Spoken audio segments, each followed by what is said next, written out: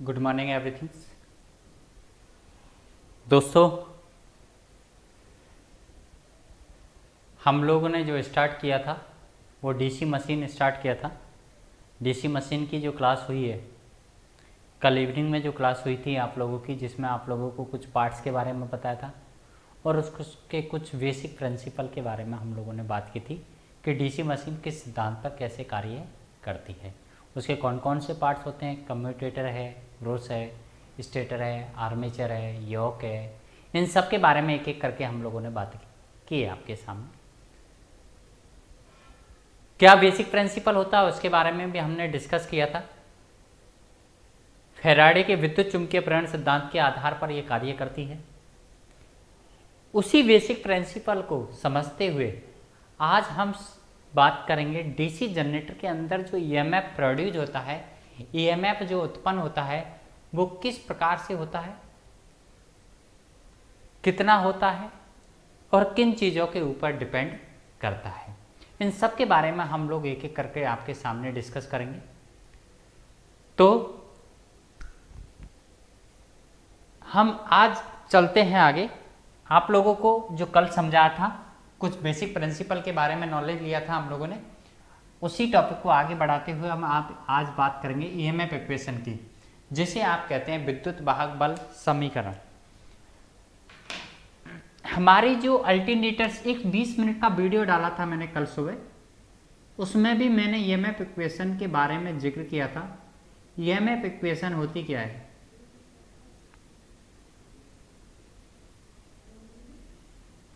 जिसे आप कहते हैं विद्युत वाहक बल समीकरण। किसकी? डीसी जनरेटर की। आपको पता था दोस्तों कि कोई भी इलेक्ट्रिकल मशीन है या किसी भी इलेक्ट्रिकल मशीन की अगर बात की जाए तो वह इलेक्ट्रिकल मशीन फैराडे के इलेक्ट्रोमैग्नेट इंडक्शन प्रिंसिपल पर वर्क करती है, अर्थात फैराडे के विद्युत चुंबकीय प्रेरण सिद्धांत पर क्या करती है? कार्य करती है।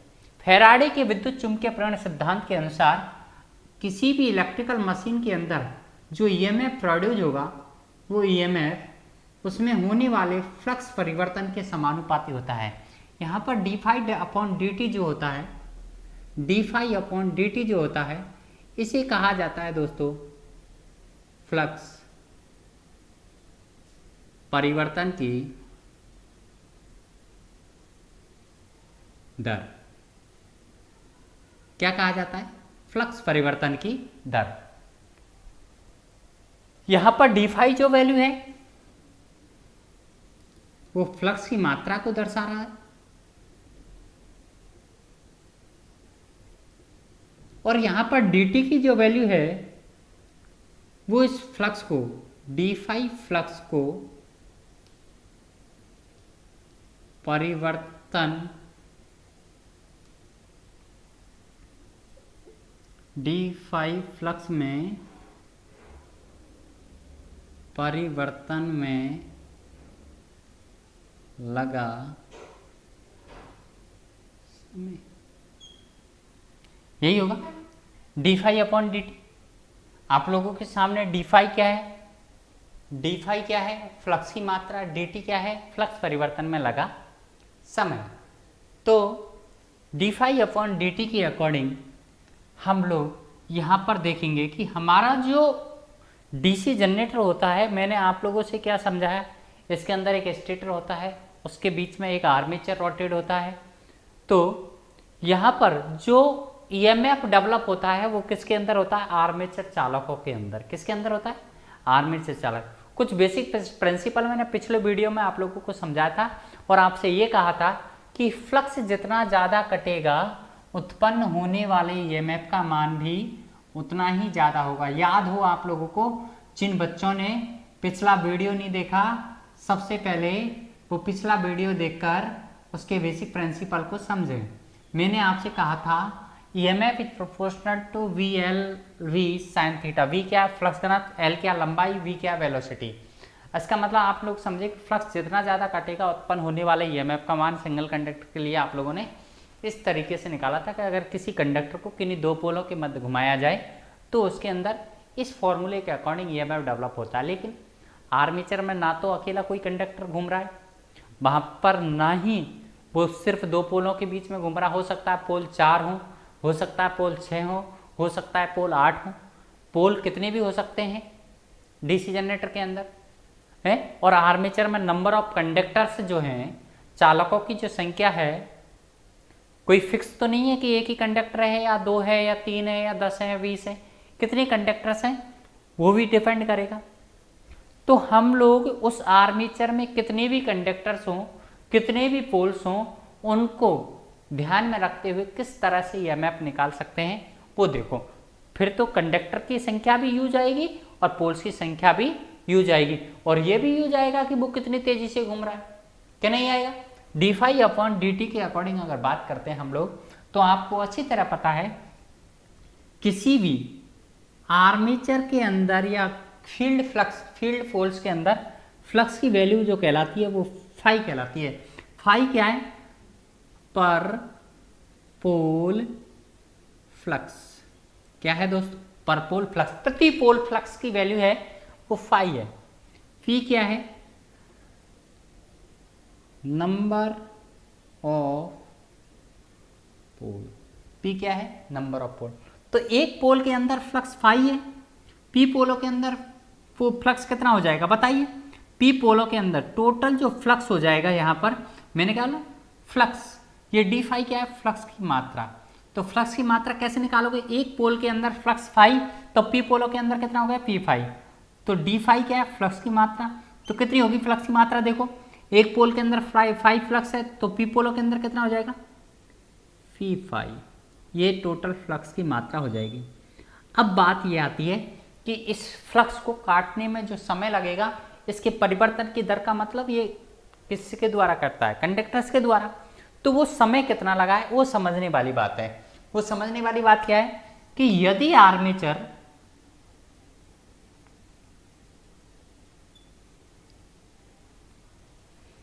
एक मिनट में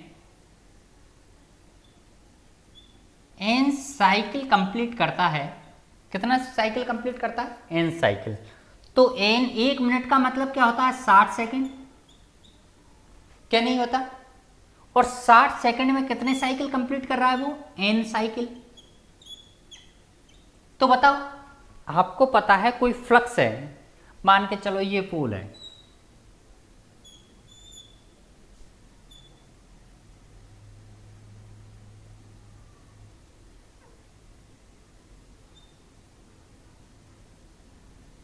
दूसरा पोल ये है, या और पोल्स ये हैं, या और पोल्स ये हैं। इसके बीच में जो फ्लक्स निकल रहा है, वो फ्लक्स को काटने के लिए कोई कंडक्टर रोटेट हो रहा है इसके बीच में। तो एक बार टोटल फ्लक्स को कब काटेगा? जब एक साइकिल कंप्लीट कर देगा। ये मैं बोलता हूं ये एक मिनट में 100 साइकिल कंप्लीट करता है, 100 चक्र पूरा करता है एक मिनट के अंदर। मैं आपसे कहता हूं एक मिनट के अंदर ये कितने का साइकिल कंप्लीट करता है? 100। तो मुझे बताओ एक साइकिल कितने टाइम में पूरा करेगा? तो आप कहोगे सर एक मिनट में 100 का भाग दे दो, इतने मिनट में आएगा। अगर मैं कहूं कि एक मिनट में 60 सेकंड होते हैं, तो सेकंड में भाग देना पड़ेगा मुझे, सेकंड में आ जाएगा आंसर।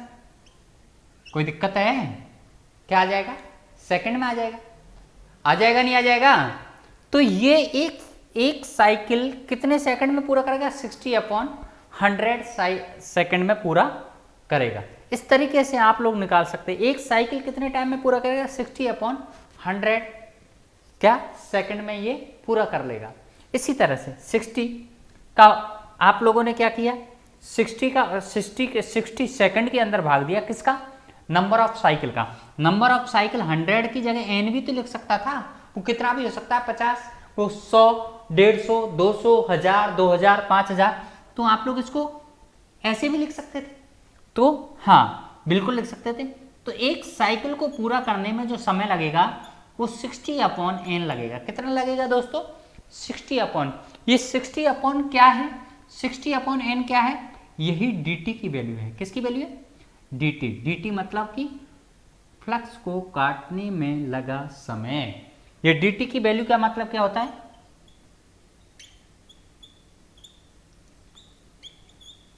dt का मतलब क्या होता है? फ्लक्स को काटने में लगा समय। तो यही हमारी dt की वैल्यू है। ऊपर लिख देता हूं उसको मैं। dt की वैल्यू कितनी होगी हमारी? सॉरी, dt की वैल्यू कितनी होगी हमारी? 60/n second. किसके अंदर? किसी भी इलेक्ट्रिकल मशीन को घुमाते हैं तब, मतलब dt का मतलब है फ्लक्स परिवर्तन में लगा समय, पूरे फ्लक्स को काटने में लगा समय। मतलब एक साइकिल कंप्लीट करने में कितना समय लगेगा? 1 मिनट में n साइकिल पूरा करता है। मैंने कहा ना 60 सेकंड में n साइकिल पूरा कर रहा है। 1 मिनट का मतलब 60 सेकंड में n साइकिल पूरा कर रहा है। तो एक साइकिल कितने समय में पूरा करेगा? 60/n में। किस में आया ये? सेकंड में। कोई दिक्कत? आई थिंक्स कोई दिक्कत नहीं होगी। 60/n ये आप लोगों का क्या आ गया? समय आ गया। ये क्या आ गया? आप लोगों का समय आ गया। अब बात करते हैं हम लोग किसकी? आगे इस फॉर्मूले के अंदर जो आप लोगों ने समीकरण 1 लिखा था, इसके अंदर ध्यान रखना, आप लोगों ने हर जगह मोस्टली लेक्चर में जो पढ़ते हो वह यही पढ़ते हो कि हमारा जो EMF होता है वो 5ZNP/60A होता है।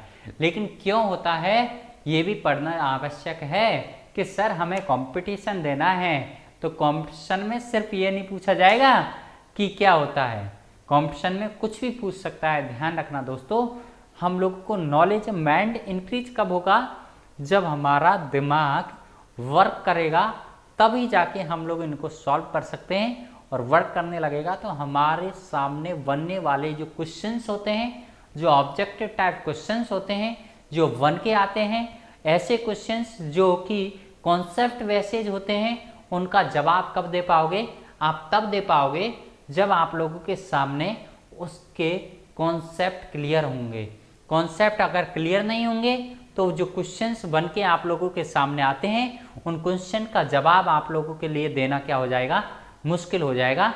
तो इसलिए दोस्तों अपने कॉन्सेप्ट को क्लियर करो, अपने कॉन्सेप्टों को क्लियर करो। पढ़ने का जो प्रोसेस है, पढ़ने का जो तरीका है, पढ़ने का जो आप लोगों का दिनचर्या है, उसको चेंज करते हुए, उस तरीके को चेंज करते हुए थोड़ा सा अलग ढंग से पढ़ो, ताकि हम लोगों को आगे किसी चीज़ को दिक्कत नहीं आए।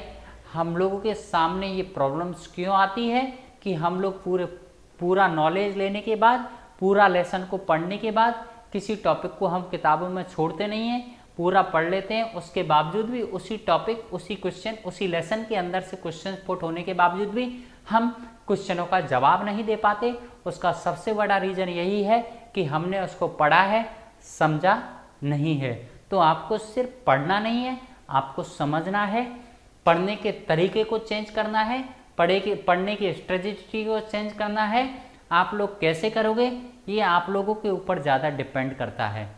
हाँ, 2 तरह के स्टूडेंट्स हैं। एक वो स्टूडेंट्स जो कॉलेज स्कूल नहीं गए या डायरेक्ट डिग्री लेके आए हैं। एक स्टूडेंट्स वो हैं जो रेगुलर कॉलेज आए हैं, रेगुलर कॉलेज गए हैं, उनको कोई प्रॉब्लम्स नहीं आएगी समझ में। जो कॉलेज नहीं गए हैं, जिनके बेसिक कॉन्सेप्ट पहले से पीछे से क्लियर नहीं है, बेसिक इलेक्ट्रिकल क्लियर नहीं है, वो पहले बेसिक इलेक्ट्रिकल कंप्लीट करो, देन उसके बाद इस चीज़ को पढ़ो।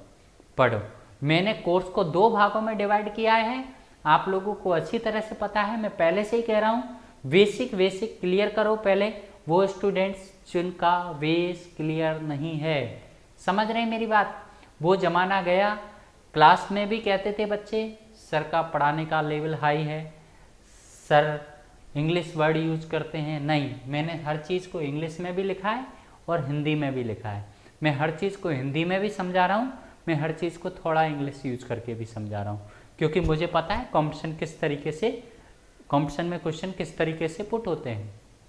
अपनी मानसिकता जो है कि सर लेवल ज़्यादा है, ये ज़्यादा है, अरे मैं क्या करूँ, लेवल जो है वो है जो कंपटीशन में आएगा और वो पढ़ना पड़ेगा आप लोगों को।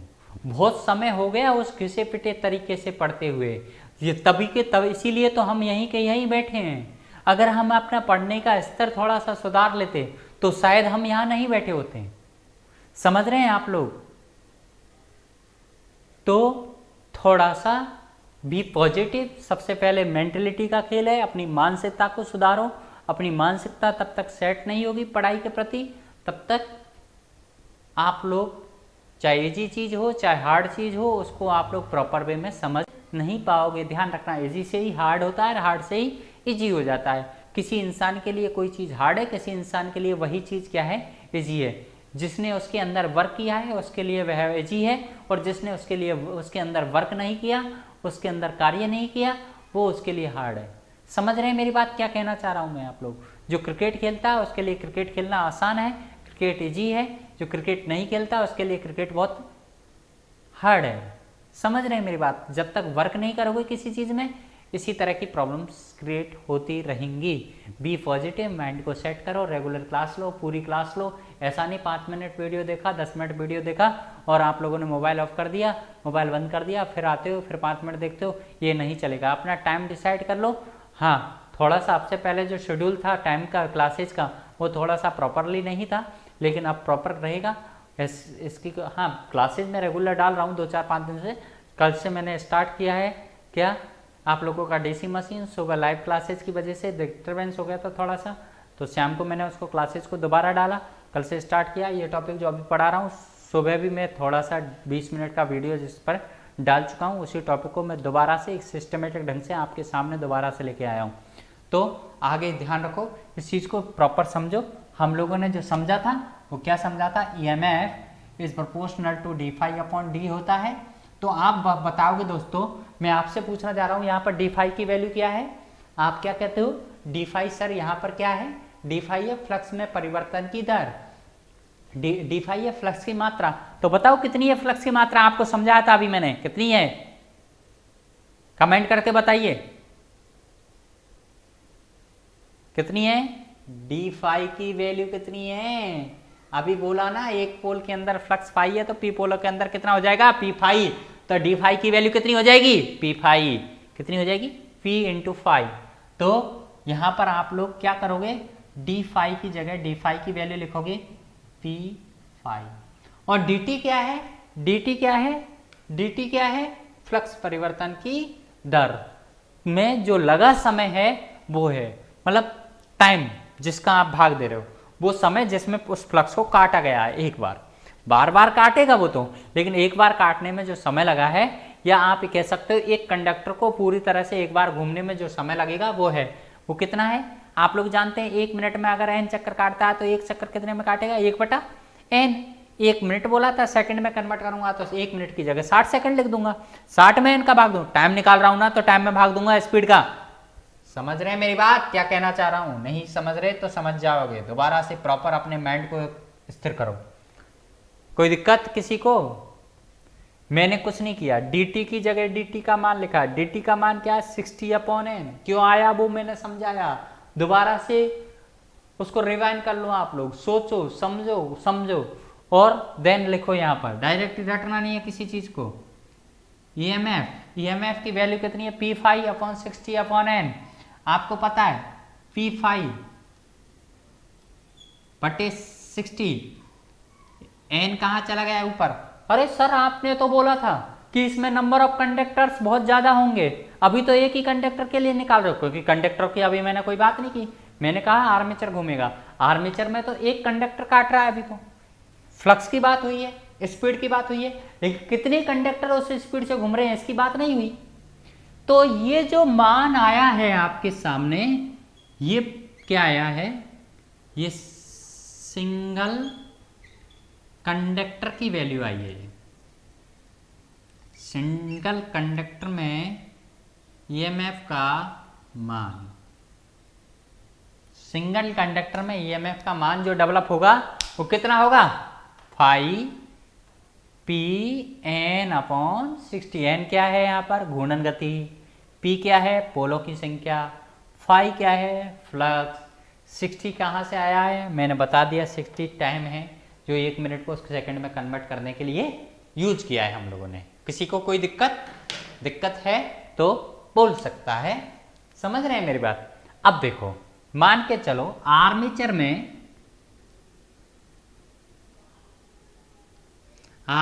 में Z कंडक्टर हैं, तो क्या लिखोगे? ईएमएफ बराबर पी फाई एन अपॉन 60। ये सिंगल कंडक्टर, एक कंडक्टर में इतना ईएमएफ डेवलप हो रहा है, कितना? पी फाई एन अपॉन 60, इतना ईएमएफ डेवलप हो रहा है कितनी कंडक्टर्स में? एक कंडक्टर्स में। तो जेड कंडक्टर में कितने होंगे दोस्तों बताओ? मैंने बोला एक कंडक्टर में 10 वोल्ट उत्पन्न हो रहा है, तो 10 कंडक्टर में कितने हो जाएंगे? 10 गुणा 10 100। मैंने बोला एक कंडक्टर में 10 वोल्ट उत्पन्न हो रहा है, तो 5 कंडक्टर में कितना हो जाएगा? 50। तो वही मैं बात कर रहा हूं। तो यहां पर आप जेड को मल्टीप्लाई करो। लेकिन दोस्तों यहां सोचने वाली बात और है, ये जेड कंडक्टर से डायरेक्टली स्थापित नहीं किए जाते। अब कुछ चीजें समझने की जरूरत है। मैं इसको यहीं स्टॉप करता हूं और उस चीज को समझाता हूं कि जो इसके अंदर और कुछ आएगा। ध्यान से देखना दोस्तों, जेड कंडक्टर्स जो हैं ये मेरे हिसाब से उतार लिया होगा किसी ने, हैं? समझ रहे हैं? या स्क्रीनशॉट ले लो आप लोग एक बार, और या रिवाइंड करके दोबारा से देख लेना, उतार लेना। समझ रहे हैं मेरी बात? और इसको मैं मिटा रहा हूं।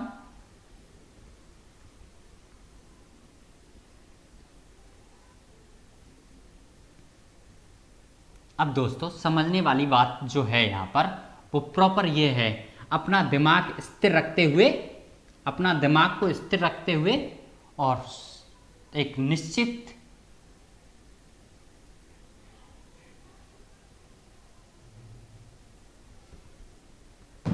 पॉइंट पर आते हुए आप लोग बात करते हैं। देखो इधर हमारी जो आर्मेचर होता है उसमें सिर्फ चालक स्थापित नहीं किए जाते।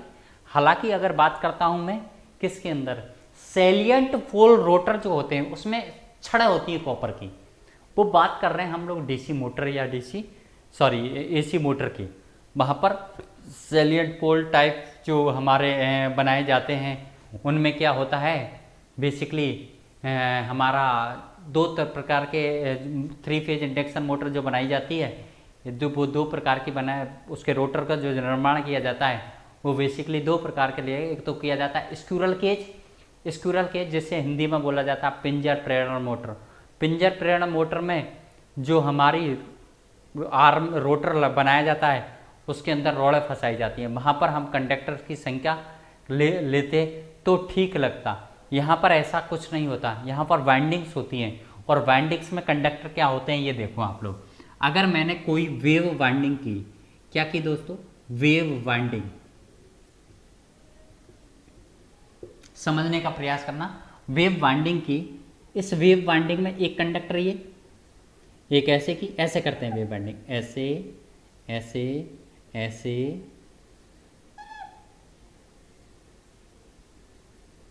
ठीक है। अब देखो ये भाग जो होता है इसे कहते हैं एक्टिव साइड।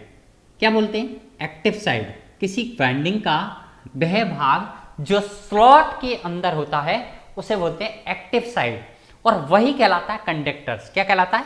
कंडक्टर्स। ध्यान रखना, हम बात करेंगे बाइंडिंग्स की अलग से, तो वहां पर इसके बारे में प्रॉपर पढ़ लेंगे। लेकिन अभी ये कंडक्टर्स हैं, तो मैंने बोला इसके अंदर कितने कंडक्टर्स हो गए? 1 2 3 4। और मैंने क्या बोला, एक कंडक्टर के अंदर कितना ईएमएफ उत्पन्न हो रहा है? P phi n upon 60। तो एक कंडक्टर के अंदर इतना हो रहा है, P phi n 60। उसकी कोई वैल्यू लिख लो। P phi n अपॉन 60 को कैलकुलेट किया तो सपोज कर लो ये आ गया 10 वोल्ट। कितना आ गया? 10 वोल्ट, जिसका मान है P phi। मैं सिर्फ एग्जाम्पल दे रहा हूं आप लोगों के सामने। सिर्फ एक कंडक्टर के अंदर उत्पन्न होने वाले ईएमएफ की वैल्यू कितनी आएगी? 10 वोल्ट। तो मैंने बोला एक कंडक्टर के अंदर 10 वोल्ट हुआ, दूसरे कंडक्टर के अंदर 10 वोल्ट हुआ, तीसरे कंडक्टर के लिए 10 वोल्ट हुआ, चौथे कंडक्टर के अंदर 10 वोल्ट हुआ। तो टोटल वोल्टेज कितना हो गया बताओ? श्रेणी क्रम में है ये। श्रेणी क्रम में क्या होता है आप लोग अच्छी तरह से जानते हैं। श्रेणी क्रम में वोल्टेज ऐड हो जाता है। वोल्टेज क्या हो जाता है? ऐड हो जाता है, जुड़ता है। आपको पता है कैसे हो जुड़ता है, ये भी आप लोगों को पता है। मान के चलो एक बैटरी कनेक्ट की मैंने, ये सेल है, ये एक सेल है, ये एक सेल है, श्रेणी क्रम में कनेक्टेड है। 10 वोल्ट 10 वोल्ट 10 वोल्ट, कितना हो गया टोटल दोस्तों? 30 वोल्ट। कितना हो गया दोस्तों? 30 वोल्ट। होगा या नहीं होगा? होगा या नहीं होगा? तो ध्यान रखना। इसी तरीके से यहाँ पे भी हो गया। वेव बाइंडिंग में क्या होता है दोस्तों, वेव बाइंडिंग में ये बाइंडिंग इस तरीके से की जाती है, क्या नहीं। इसमें एक तो समांतर मार्ग ये है और एक समांतर मार्ग है, मतलब एक धारा के यहाँ से अगर हम लोगों ने लोड लगा दिया, मान के चलो ये लोड कनेक्टेड है हमारा, ये लोड कनेक्टेड है। अब करंट आ रही है, यहाँ पर आ रही है मान के चलो, तो एक तो इस मार्ग से आ रही है और एक इस मार्ग से आ रही है, दोनों मार्गों से आके यहाँ पर जा रही है। तो दो मार्ग हो गए ऊपर और एक नीचे। तो ये भी एक कंडक्टर है, ये भी एक कंडक्टर है, ये भी एक कंडक्टर है, ये भी एक कंडक्टर है। तो इसमें 10 वोल्ट, इसमें 10 वोल्ट, इसमें 10 वोल्ट, इसमें 10 वोल्ट। तो इस ब्रांच में टोटल वोल्टेज कितना हो गया, 40 वोल्ट हो गया ना। 10 10 10 10, क्योंकि श्रेणी में जुड़ेगा। इसमें भी 10, इसमें भी 10, इसमें भी 10, इसमें भी 10। कितने वोल्टेज हो गया, ध्यान से देखना, कितने हो गया, 40 वोल्ट। कितना हो गया दोस्तों, 40 वोल्ट। एक बात बताओ मुझे, मैं आप लोगों से सामने सीधा सा क्वेश्चन करना चाह रहा हूं कि मैंने ऊपर एक ब्रांच में 40 वोल्ट है और एक दूसरी ब्रांच में भी 40 वोल्ट है, तो यहां पर कितना मिलेगा मुझे, इस लोड पर कितना मिलेगा। इस ब्रांच में भी 40 वोल्ट, क्योंकि मैंने नहीं कहा, आपने कहा 10 10 10 10, कितना हो गया, 40 वोल्ट। इस ब्रांच में भी 10 10 10 10, 40 वोल्ट। 40 वोल्ट इस ब्रांच में, 40 वोल्ट इस ब्रांच में, दोनों ब्रांचों में 40 40 वोल्ट हो गया। सीरीज में हमारा क्या होता है, जुड़ता है। तो यहां पर जो हम लोगों को लोड पर जो मिलेगा वोल्टेज, वो कितना मिलेगा अकॉर्डिंग टू यू। तो आपके अनुसार जो मिलना चाहिए वो कितना मिलना चाहिए, 80 वोल्ट, क्या यही होगा, नहीं 80 वोल्ट नहीं होगा। किसी भी समांतर क्रम में वोल्टेज इक्वल रहता है। अगर मैंने कहा एक रेजिस्टेंस है, यहाँ 40 वोल्ट है, यहाँ 40 वोल्ट है, तो यहाँ से दिया होगा 40 वोल्ट, तभी होगा। समांतर क्रम में वोल्टेज इक्वल रहता है, ध्यान रखना इस चीज़ का। इतना आप लोग जानते होंगे, नहीं जानते तो आप समझ लो कि इस ब्रांच में अगर 100 वोल्ट है तो इस ब्रांच में भी 100 वोल्ट है, तो यहाँ पे भी 100 ही वोल्ट मिलेगा। समझ रहे मेरी बात, समांतर क्रम में वोल्टेज क्या रहता है, इक्वली। तो दोस्तों मैंने कहा आप लोगों से कि एक कंडक्टर के अंदर वोल्टेज 10, तो टोटल कंडक्टर कितने, 4 और 4 8। अगर मैं इसको 8 मल्टीप्लाई 4 इस ब्रांच में, मैंने सवाल कैसे आएगा, आर्मेचर में 10 कंडक्टर हैं, तो 10 कंडक्टर हैं, तो आप लोगों को यह देखना है कि वो कंडक्टर लेप बाइंडिंग के या वेव बाइंडिंग के। अगर वेव बाइंडिंग है तो दो समांतर मार्ग होंगे, कितने होंगे, दो समांतर, वो बट गए ऊपर और आधे नीचे। दो मार्गों में बट जाएंगे, 4 होंगे तो 4 मार्गों में, 6 होंगे तो 6 मार्गों में, 2 मार्गों में बट गए।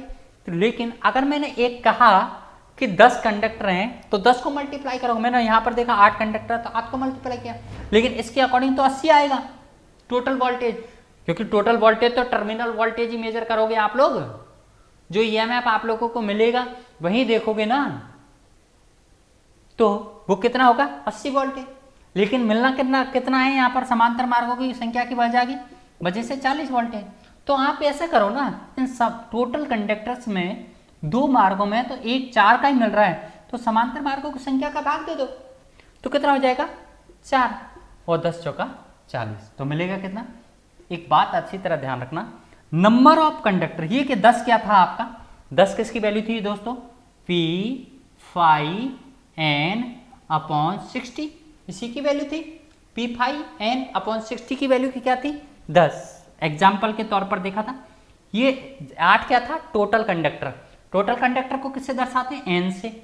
और ये 2 क्या था, 1 मार्ग 2 मार्ग, समांतर मार्गों की संख्या, क्या नहीं यही होगा। तो ए का भाग दे देंगे, ए क्या है, ए किसको प्रदर्शित कर रहा है, समांतर मार्ग। तो यहां पर आगे लिख देता हूं, कंडक्टर हैं तो ईएमएफ बराबर P phi n अपॉन 60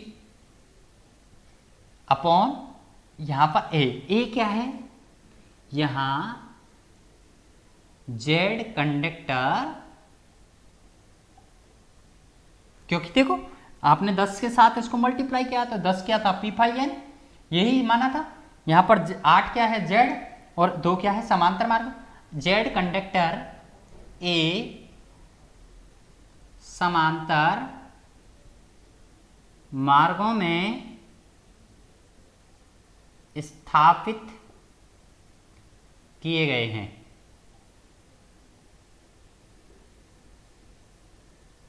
तो जेड कंडक्टर्स को हम लोगों ने कहां स्थापित किया? ए समांतर मार्गों में। तो ए का आप लोगों को भाग देना पड़ेगा। किस में देना पड़ेगा? नंबर ऑफ कंडक्टर्स में, क्योंकि डायरेक्ट मल्टीप्लाई कर दोगे, अरे यार 2 मार्गों में हो सकते हैं, वो 4 मार्गों में।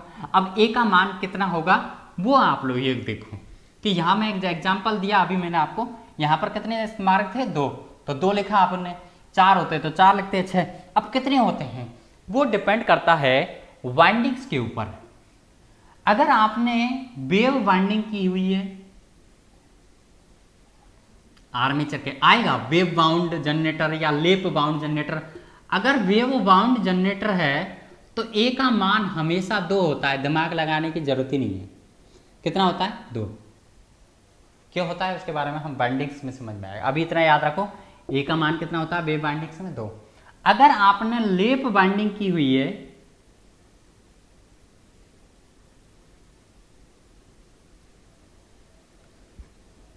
इस तरह से लेप बाइंडिंग होती है जिसके बारे में हम लोग डिस्कस करेंगे। अगर आपने लेप बाइंडिंग की हुई है इस तरीके से, तो लेप बाइंडिंग में हम अगर बात करते हैं समांतर मार्गों की संख्या की, तो वो पोलों की संख्या के इक्वल रहती है। कितनी रहती है? पोलों की संख्या। पोल अगर 4 हैं तो 4 रहेगी, 2 हैं तो 2 रहेगी, 6 हैं तो 6 रहेगी। एक बात अच्छी तरह से आप लोगों को यहाँ पर समझ में आ गई होगी। क्या समझ में आ गई होगी? ये देखो, आपको समझ में आया होगा कि यहाँ पर 2 ही रहेंगे, या अगर यहाँ पर 4 भी हो सकते हैं, यहाँ पर 6 भी हो सकते हैं, यहाँ पर 8 भी हो सकते हैं। हमने देखा EMF बराबर फाई ZN/P/60A, यही आएगा ना। उसको तो कैसे तोड़ मरोड़ लिख ले, वही 4 चीज ऊपर आई है, 2 चीज नीचे आई है। उससे कौन सा फर्क पड़ रहा है? ये वो आगे लिख दिया सर, ये पीछे लिख दिया। मैं 2 × 10 × 5 करूं या 5 × 10 × 2 करूं, बात तो एक ही है ना। क्या अलग आएगा आंसर? समझ रहे हैं मेरी बात? तो ध्यान रखना, अगर यहां पर ए का मान 2 ही है, 2 से ज्यादा, 2 से कम तो हो ही नहीं सकता। हो सकता है क्या? 2 से कम समांतर मार्ग हो तो किसी में नहीं होंगे। वेव बाइंडिंग होगी तो 2 होंगे, लेप बाइंडिंग होगी तो 2 भी हो सकते हैं, 4 भी हो सकते हैं, 6 भी हो सकते हैं। तो 2 होगा तो यहाँ EMF का मान ज्यादा मिलेगा। मतलब अगर 4 का होता तो कब? यार एक बात बताओ, बड़ी संख्या का भाग देंगे तो कम आएगा आंसर, छोटी संख्या का भाग देंगे तो ज्यादा आएगा। तो यहाँ EMF ज्यादा होता है। देखिए होता है, लेकिन करंट कम होता है। किसमें? वेव वाइंडिंग के अंदर। लेकिन यहां पर 2 तो होंगे ही होंगे, ज्यादा भी हो सकते हैं। तो इसके अंदर अगर बात करूंगा, यहां EMF वेव वाइंडिंग के बराबर कब होगा? जब पोल 2 होंगे, क्योंकि पोलों की संख्या 2 होगी तो ये 2 हो जाएगा, या उससे कम होगा। क्या? अगर 4 हो गए तो 4 का भाग देंगे तो अपने आप ही कम हो जाएगा, लेकिन करंट ज्यादा होगी, क्योंकि मार्ग ज्यादा होते हैं तो ज्यादा करंट आती है। लेकिन करंट उच्च होगी। आप सीधे शब्दों में समझ सकते हैं इस चीज को। क्या समझ सकते हैं सीधे शब्दों में? आप सीधे शब्दों में यह समझ सकते हैं कि हमारी जो वेव वाइंडिंग है वो high voltage and low current के लिए की जाती है। और अगर हमारी बात करते हैं लेप वाइंडिंग की, किसकी बात करते हैं? लेप वाइंडिंग की। तो लेप वाइंडिंग के अंदर ये दूसरी जो वाइंडिंग है, लेप वाइंडिंग है, वो हमारे निम्न वोल्टेज और उच्च करंट के लिए की जाती है। अगर समझ रहे हैं मेरी बात, यहाँ पर कोई दिक्कत नहीं होगी आप लोगों को, सारी चीज़ें इक्वली समझ में आ गई। ये आप लोगों को समझ में यहाँ से आ गया कि EMF का इक्वेशन ये कहाँ से आया या ये कहाँ से आया, वो आप लोगों को मैंने समझा दिया है। अब किसी को शायद मुझे लगता नहीं है कि कोई दिक्कत होगी EMF इक्वेशन में। और अगर अभी भी दिक्कत है तो आप लोग क्या कीजिएगा इस वीडियो को दोबारा से देखिएगा कंप्लीटली और पेन कॉफ़ी लेके बैठिएगा। जैसे जैसे आपको पढ़ाया जाता है अपने नोट्स तैयार कीजिएगा। समझ रहे हैं मेरी बात? नोट्स तैयार करने से ही हम लोग दोबारा उस चीज़ को पढ़ सकते हैं। हो सकता है मैं 4 दिन 5 दिन 6 दिन 10 दिन बाद इस वीडियो को यहाँ से डिलीट मार दूँ। समझ रहे हैं मेरी बात? तो इसलिए आप लोग अपने नोट्स तैयार करते रहिएगा और इसको अच्छी तरह से पढ़िएगा। अब इसके कुछ क्वेश्चंस ले लेते हैं, छोटे मोटे न्यूमेरिकल्स, जो आप लोगों के सामने सॉल्व करवा दिए जाएंगे और शायद हो सकता है सॉल्व करवाने से आपकी सारी समस्याएं, सारे जवाब आपके सामने क्लियर हो जाएंगे। किसी को कोई दिक्कत हो तो बताओ, और अभी भी ज़्यादा दिक्कत है तो आपके पास, सबके पास नंबर हैं, आप वीडियो कॉल करके भी उस चीज़ को समझ सकते हैं। बाकी का मैंने आपको बता दिया। ज़्यादा आप लोगों को और भी बहुत ज़्यादा डिटेल्स में पढ़ना है तो ऐप पे आओ, वहाँ पर आप लोग लाइव रहोगे। लाइव रहने का मतलब आपका भी स्क्रीन पे दिखेगा मुझे कि स्क्रीन पे आप आ रहे हो। कोई बच्चा पूछना चाहेगा तो मैं पुश करके उसका जवाब भी दूंगा लाइव आके, कैमरे के सामने आके। वो भी कैमरे का दिखेगा अपने मोबाइल से, जैसे जूम पे दिखता है। बैच क्रिएट करके जैसे जूम एप्लीकेशन है उस पर जैसे होता है उस पर भी होगा। हालांकि कुछ वीडियोज रिकॉर्डेड होंगे, कुछ वीडियोज जो होंगे वो लाइव होंगे। उसके ऊपर बहुत सारी फैसिलिटीज दी जाएंगी, लेकिन ऐसा नहीं है कि आप लोग फर्स्ट डे ही देखोगे वो सारे वीडियोज आप लोगों को मिल जाएंगे, वो पॉसिबल नहीं है। समझ रहे हैं मेरी बात? ऑनलाइन प्लेटफॉर्म पर वर्क किया है और ध्यान रखना आप लोगों को इस ऑनलाइन प्लेटफॉर्म पर टेक्निकल का सबसे best quality, best study material and best lecture आप लोगों को प्रोवाइड करवाया जाएगा। इस चीज़ के लिए निश्चिंत रहें। अभी स्टार्टिंग की वजह से कभी कभी थोड़ी बहुत वीडियोस वगैरह के अंदर थोड़ी बहुत प्रॉब्लम्स आई थी। शायद मेरे हिसाब से वो सारी कमियां धीरे धीरे हम दूर कर रहे हैं। और आप भी जो कमियां हैं उनको आप कमेंट करके या पर्सनली मैसेज करके, मुझे सबके पास नंबर है तो पर्सनली मैसेज करके भी मुझे बता सकते हो, सर इसमें ये सुधार की आवश्यकता है, सर मैं इसमें ये सुधार की आवश्यकता है। नेक्स्ट टाइम पे, नेक्स्ट वीडियो में या नेक्स्ट डे वो सुधार आप लोगों को मिल जाएगा। समझ रहे हैं मेरी बात? लेकिन वो सुधार लीगल होना चाहिए, अनलीगल नहीं है। समझ रहे हैं मेरी बात? आप कहीं बोल दें कि सर 20 लेक्चर में 5 मिनट का गैप देके चाहे भी पी लें तो वो पॉसिबल नहीं है। समझ रहे हैं मेरी बात? अब देखो, पहले मैंने वीडियो आधा घंटे के डाले थे, अभी कल से मैंने वीडियो 1-1 घंटे के कर दिए हैं। समझ रहे हैं मेरी बात? अब धीरे धीरे सारी चीज़ें सिस्टमेटिक चलेंगी, लेकिन आप ये चाहते हो कि एक ही दिन में सब कुछ हो जाए, वो पॉसिबल नहीं है। चलो आज हम लोग न्यूमेरिकल्स पर चलते हैं, न्यूमेरिकल कर लेते हैं। देखो, एक वेव बाउंड का मतलब वेव बाइंडिंग किया गया डीसी जनरेटर में वेव बाउंड 4 पोल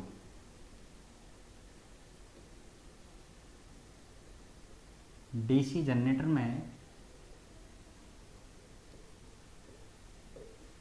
प्रति पोल फ्लक्स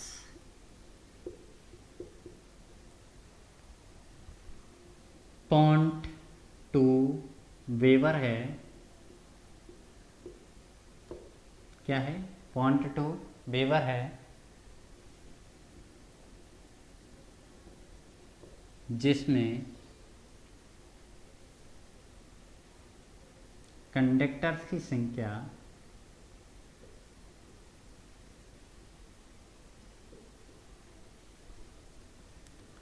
20 है,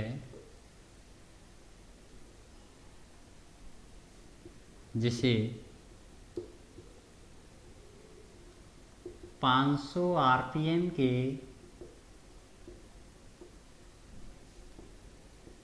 प्राइम मूवर से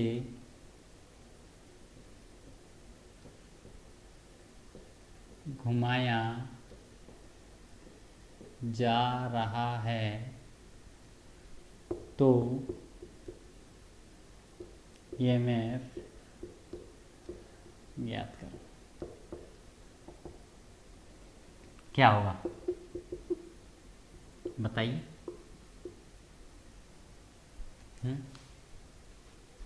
सॉल्व करने का प्रयास कीजिए।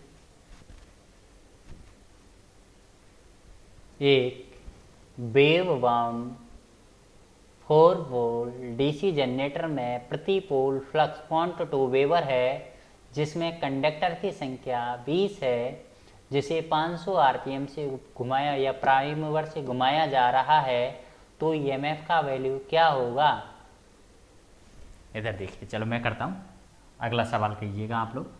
ईएमएफ बराबर 5ZNP अपॉन 60, यही होगा। फाई की वैल्यू कितनी है 0.2 वेबर।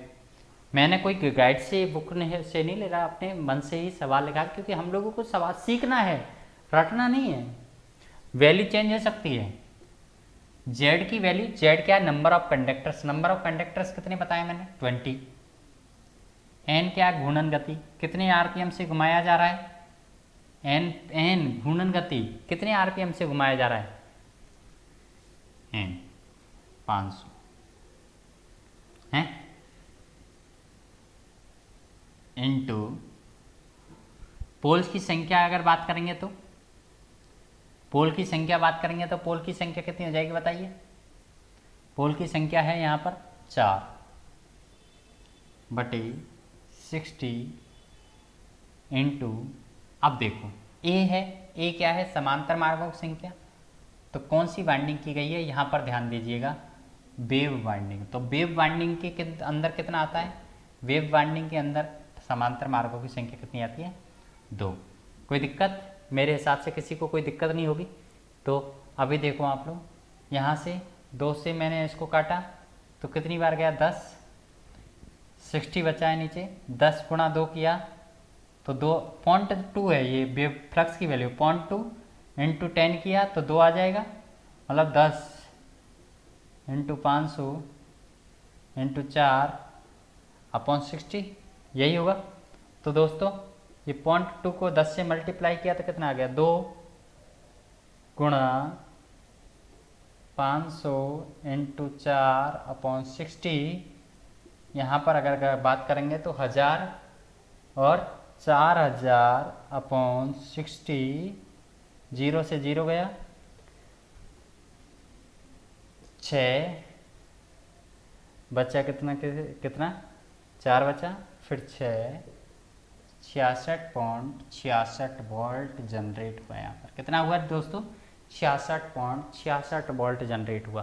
किसी को कोई दिक्कत बताओ, हमने कुछ नहीं किया। फाई की वैल्यू दे रखी है, जेड की वैल्यू दे रखी है, जेड क्या है, कंडक्टर की संख्या कितना 20, एन घूर्णन गति दे रखी है, पोल्स की संख्या आपके सामने दे रखी है 60/n।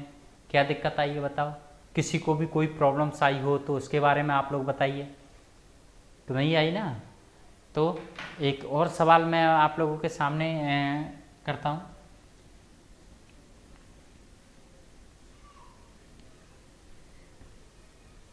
मैं डायरेक्ट ही वैल्यू लिख के, और क्योंकि वैल्यू तो आप लोग सवाल तो बना सकते हैं, वैल्यू लिख लेता हूँ मैं डायरेक्ट ही।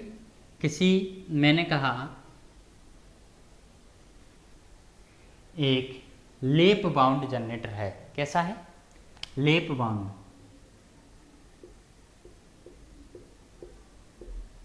जनरेटर है जिसके अंदर पोल्स हैं 6, कितने हैं 6, प्रति पोल फ्लक्स है 0.1 वेबर, कितना है 0.1 वेबर, जिसे n बराबर 1000 आरपीएम की स्पीड से घुमाया जा रहा है, जिसमें कंडक्टर्स हैं कितने 100, कितने हैं 100 कंडक्टर। तो उत्पन्न ईएमएफ का मान याद कीजिए, कैसे करोगे, ईएमएफ बराबर 5ZNP/60। फाई की वैल्यू कितनी है 0.1, जेड कितना है 100, एन कितना है 1000, देन पोल्स कितने हैं 6, समांतर मार्गों की संख्या कितनी है, ए कितना है, आपको पता है कैसी बाइंडिंग है, लेप बाइंडिंग। ए बराबर क्या हो जाता है पी, हो जाता है नहीं हो जाता, ए बराबर क्या हो जाता है पी। तो पोल्स की संख्या 6 है तो ए की संख्या भी 6 होगी, तो 6 से 6 कट गया। ठीक है, यहाँ 1 दशमलव है तो 1 जीरो कट गई, ऊपर 10,000 बटे नीचे कितना आ गया 60, 60, 1 जीरो से 1 जीरो, 1000 बटे 6 कितनी बार गया, 6 का 1 बार दिया, बचा 4,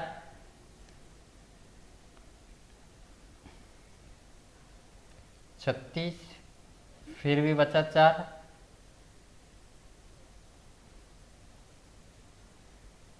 सॉरी 36, सॉरी अभी बचा 4, 4 यहाँ 66, 166.67 ये लो 166.67 आप लोगों को क्या प्राप्त हुआ, वोल्टेज यहाँ पर प्राप्त हो गया है। क्या नहीं हो गया, कोई दिक्कत किसी को भी। अब एक सवाल और देख लेते हैं हम लोग।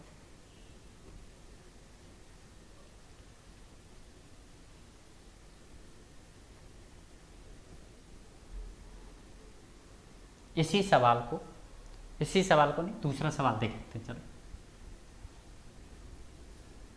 मैंने आपसे कहा कि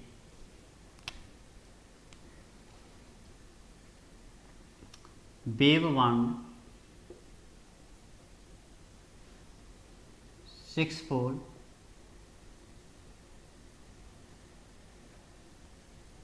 डीसी जनरेटर में चालकों की संख्या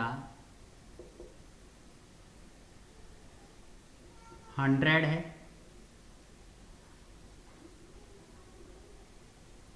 कितना है 100 है, जो 1000 आरपीएम की स्पीड से घुमाने पर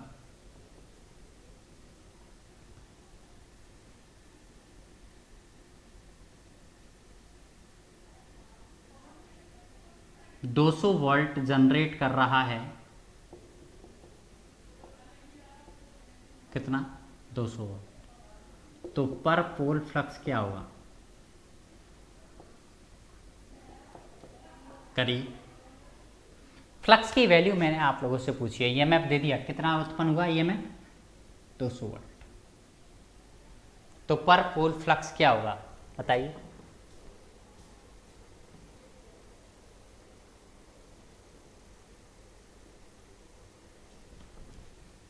करिए,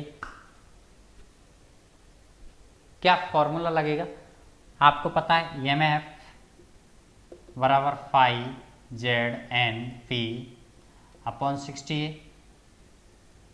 फाई की वैल्यू याद करनी है, अगर फाई की वैल्यू याद करता हूं तो ये दोनों मल्टीप्लाई हो जाएंगे, ईएमएफ नीचे ये दोनों गुजरा, इधर ऊपर वाली कोई भी संख्या याद करूंगा तो ये बराबर वाला और नीचे वाला गुणा हो जाता है 60 upon Z N P.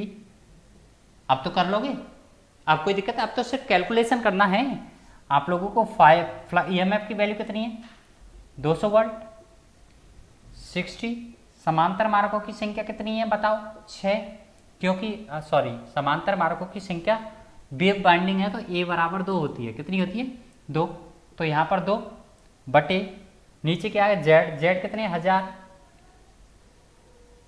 Sorry 100 है, और एन कितना 1000, पोल्स की संख्या कितनी है बताओ, पोल्स की संख्या पी पोल्स है 6, 6 का मैंने काटा तो 10 बार गया, क्या नहीं 60 को, यहाँ पर 200 गुणा 10 किया तो 2000 गुणा 2 किया तो 4000, ठीक है 4000, नीचे कितना है यहाँ पर 100, यहाँ पर 1000, क्योंकि 6 से तो ये कट ही गया, तो कितनी जीरो है 1 2 3 4 5, 1 2 3 4 5, तो देखो यहाँ पर 1 2 3, 1 2 3, अभी भी कितनी जीरो है 2, 2 स्थान छोड़ के तरफ 0.04 वेबर, कितना आ जाएगा 0.04 वेबर। कितना आ जाएगा? 0.04 वेबर आएगा। देख लो यहाँ पर। अब कैलकुलेशन वाली बात है वो तो आप खुद भी कर सकते हो। 0.04 वेबर, ध्यान रखना। इस तरह से फॉर्मूला कैसे लगा आप लोगों को पता है, फाई याद करना है तो फॉर्मूला ही है मेन। तो बाकी का कैलकुलेशन तो हर इंसान कर सकता है। 10वीं 9वीं 8वीं करके आए हो तो कैलकुलेशन करने में आपको कोई दिक्कत नहीं आएगी। बाकी का फॉर्मूला कौन सा लगेगा ये आप लोगों को ध्यान में रखना है। और अगर एक बात और ध्यान रखो, कभी ऐसा भी हो सकता है कि आपसे कुछ और पूछ लिया जाए, जैसे कि मान के चलो फ्लक्स दे देते मुझे, फ्लक्स दे दिया 0.04 वेबर, मैं यहाँ लिख देता हूँ, आपने कहा है तो, और मैं आपसे पूछ लेता स्पीड बताइए किस स्पीड से घुमाया जाए कि वह 200 वोल्ट जनरेट करे, तो भी क्या करते हैं आप लोग? ऐसे ही करते हैं। EMF बराबर phi Z N P upon 60 है। अगर एन याद करना होता तो एन की याद करते, वही मैंने बोला ना, कोई भी संख्या ऊपर वाली याद करोगे तो इनको गुणा कर दो। EMF इंटू 60 है upon phi N P, N तो याद करना है, पी क्या नहीं। अगर देखो यहाँ पर अगर एन याद करना है तो EMF का वैल्यू तो आप लोगों को दे दिया, कितना दे दिया? 260। समांतर मार्गों की संख्या 2, नीचे कितना आया? फाई की वैल्यू 0.04, जेड की वैल्यू की अगर बात करें तो जेड कितना होगा? 100, और पी पोलों की संख्या की बात करूंगा तो 6। कोई दिक्कत? वही ध्यान रखना, यहाँ पर स्पीड आ जाएगी हमारी 1000 RPM। कितनी आ जाएगी? 1000 RPM।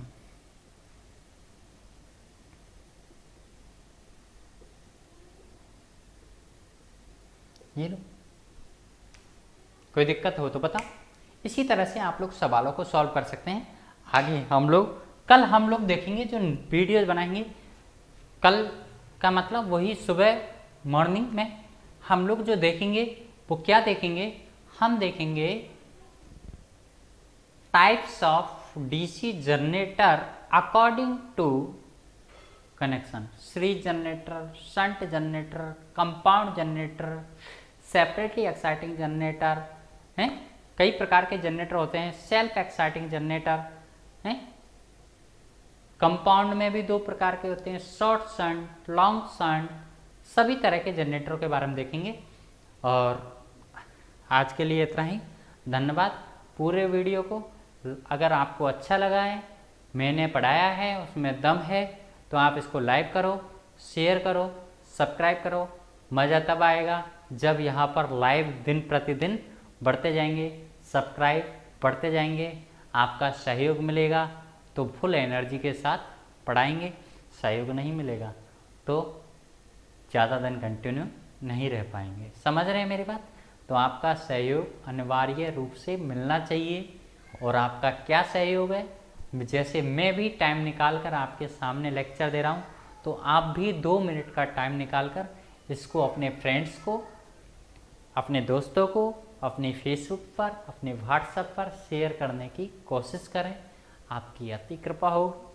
समझ रहे हैं मेरी बात, मैं क्या कहना चाह रहा हूँ? और इसी तरह से हौसला अफजाई करते रहें, ताकि कमेंट करके हैं, शेयर करके, ताकि मैं आपके सामने अच्छे अच्छे नए नए वीडियो, नए नए टॉपिक्स एक पूरी एफिशिएंसी के साथ पढ़ाऊँ। समझ रहे हैं मेरी बात? न कि शिथिल होकर, पूरी तरह पढ़ाया जाएगा। चिंता मत करो। वापस से मिलते हैं, जब तक के लिए